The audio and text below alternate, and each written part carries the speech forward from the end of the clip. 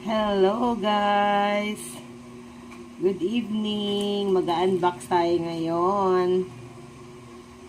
Mag-unbox po tayo ng pinadala ni Habibi sa akin. So ito yung isa na pinadala niya sa akin. In-order niya. Ayan. So, unahin natin ito pagbukas. Actually, tinanggalan ko na ito ng tinanggalan ko na siya ayan, pinunit ko na siya, kaya lang hindi ko siya tinuloy kasi gusto ko siyang ayan, dito siya buksan. Ayan na, yung unang galing sa Lazada.